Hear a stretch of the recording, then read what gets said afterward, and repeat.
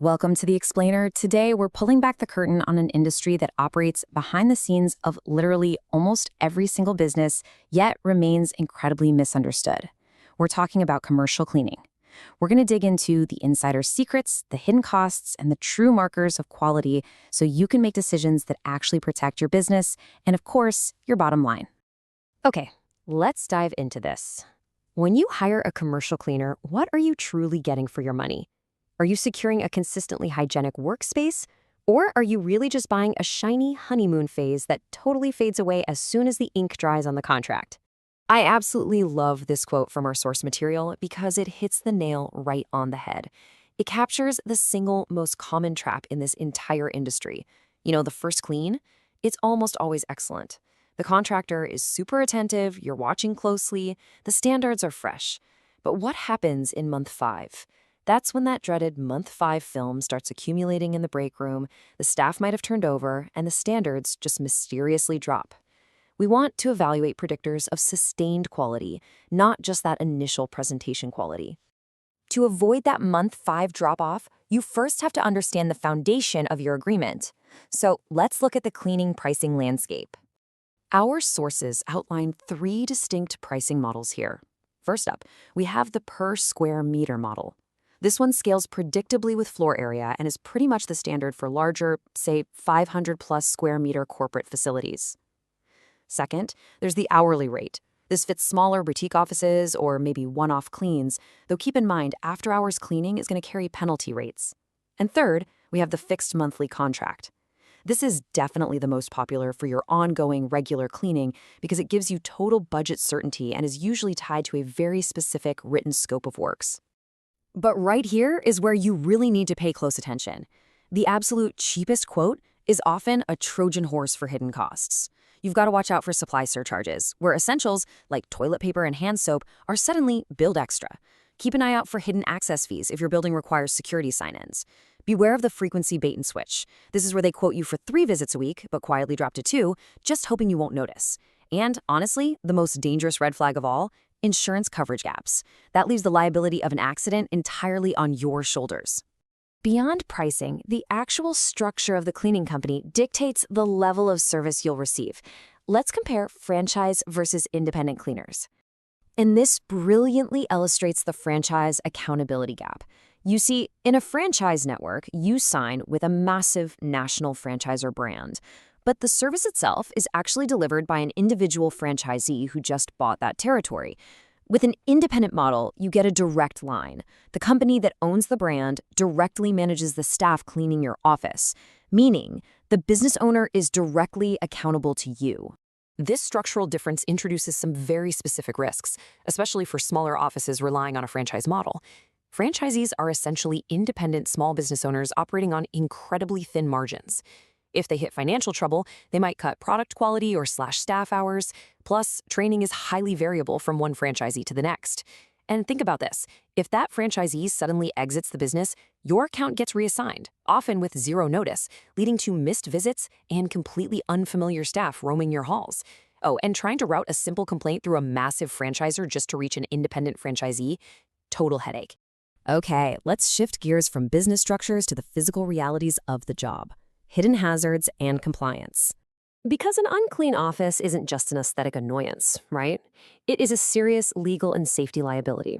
Our sources pulled data from WorkSafe Victoria, and let me tell you, the hazard profile for untrained cleaners is genuinely alarming. We're talking severe risks. Cuts from improperly disposed needles, burns and respiratory issues from mishandling heavy-duty chemicals, back injuries from manually lifting massive waste bins, and serious slips and falls on wet floors. If your cleaning contractor isn't actively training their staff on these specific hazards, they are literally introducing massive liabilities straight into your workspace. And that liability multiplies tenfold if you operate a medical space. Which brings us to a really crucial question for any healthcare provider watching right now. Is your clinic actually up to code, or does it just look clean to the naked eye? In a medical center, visual cleanliness means absolutely nothing without microscopic compliance. These facilities have to adhere to incredibly strict guidelines from national boards, like the National Health and Medical Research Council. We're talking mandatory use of hospital-grade disinfectants, highly precise biohazard waste disposal, and rigorous daily disinfection of high-touch surfaces. Even something that sounds as simple as using strictly color-coded cleaning cloths is an absolute requirement. You have to prevent cross-contamination between, say, a waiting room and a sterile treatment room. Now, whether you're in a medical clinic or a corporate high-rise, there is an industry-wide shift happening right now that you really need to be aware of: the green cleaning shift. This is no longer just some marketing buzzword. It's about protecting staff health and the environment at the exact same time. True green cleaning relies on some core sustainable practices. It means swapping harsh, toxic chemicals for biodegradable, VOC-free cleaners that won't trigger allergies. It means upgrading to HEPA filter vacuums that actively pull pollutants out of the air instead of just pushing the dust around. It's about using microfiber cloths that trap bacteria without needing heavy chemical sprays, and even shifting to energy-efficient daytime cleaning to significantly cut down on after-hours lighting and HVAC usage. And here is the so what for your bottom line: better indoor air quality from those HEPA filters and a big reduction in toxic, volatile organic compounds directly leads to a much healthier workforce. By investing in these practices, you are actively reducing respiratory irritation and allergies. That translates directly to fewer sick days and increased employee productivity. Honestly, green cleaning literally pays for itself. So the crucial point is, how do you actually find a company that delivers on all these promises, right? Let's look at the ultimate evaluation guide to separate the professionals from the amateurs. Our sources outline a rigorous 8-point buyer's checklist. Let's rapid fire through these non-negotiables. 1. They must conduct a physical site inspection before quoting, absolutely no blind estimates. 2. They provide a written scope of work that is tailored specifically to your office. 3. A documented written police check policy, not just a, yeah, we do that. 4. A clearly defined backup system for when a cleaner inevitably calls in sick. 5. Flexible month-to-month contracts. This proves they are confident in keeping your business through quality, not legal lock-ins. And 6. They willingly hand over references from current clients in comparable spaces. But wait, that's only 6. The final 2 points come down to very specific numbers. Point 7 on the checklist is a vital number: $10 million.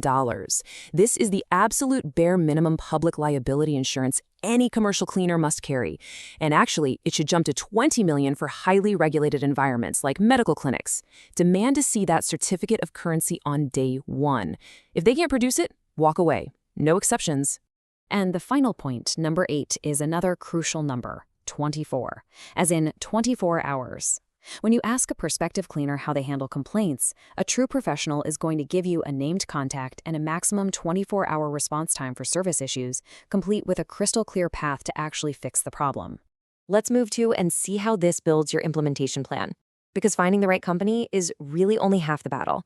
Actively managing those first 90 days is how you lock in long-term quality. First, proactively walk your office after the first 2 or 3 cleans. Second, compare exactly what you see right back to that written scope of work.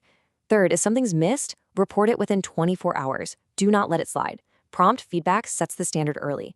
And finally, once the routine is dialed in, you can easily shift to brief monthly visual checks. To summarize the absolute core takeaway from all our source material today, the cheapest cleaning quote is rarely the best value. As we've seen, true value is not found in a cheap initial price tag that secretly hides supply surcharges, skips essential safety compliance, or just vanishes entirely by month 5. True value is sustained, reliable, safe quality. Which leaves us with this final thought. Take a look at your current contract, or maybe the one you're about to sign. 12 months from now, will your office still be spotless, healthy, and compliant, or will you be right back at square one, frustrated and searching for yet another cleaner? Welcome to The Explainer. Today, we're pulling back the curtain on an industry that operates behind the scenes of literally almost every single business, yet remains incredibly misunderstood.